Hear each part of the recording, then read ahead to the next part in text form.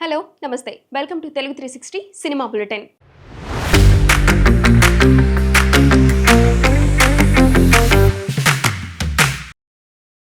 Guild సూచించిన పని విధానాలకు అంగీకరిస్తే వేతనాలు పెంచేందుకు నిర్మాతలు సుముఖంగా ఉన్నారని ఎఫ్బీసీ చైర్మన్ దిల్ రాజు అన్నారు. 2000 లోపు ఉన్న కార్మికుల వేతనం పెంపునకు ఒక విధానం, 30,000కు పైగా తీసుకుంటున్న వారికి మరో విధానం అమలు చేయాలని అభిప్రాయం ఉందన్నారు. నిర్మాతలు ఫెడరేషన్ నాయకుల మధ్య ఇంకా చర్చలు కొనసాగుతున్నాయని పేర్కొన్నారు. తర్వాతే వేతనాల పెంపుపై క్లారిటీ వస్తుందట.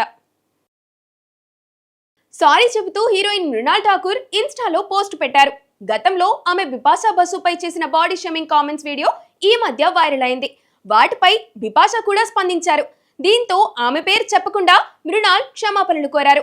19 ఏళ్ల వయసులో నేను ఎన్నో సిల్లీ విషయాలు మాట్లాడాను, అవి ఇతరులను బాధ పెట్టాయని అర్థమైంది.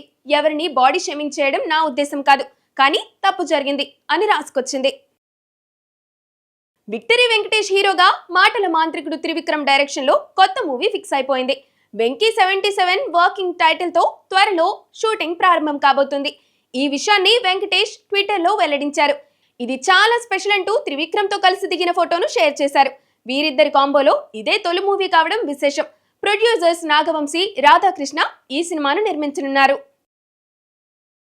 విజయ్ సేతుపతి, నిత్య మెనన్ జంటగా నటించిన తలైవా తలేవి తెలుగు వర్షన్ సర్ మేడం త్వరలో ఓటీటీలో రాబోతుంది.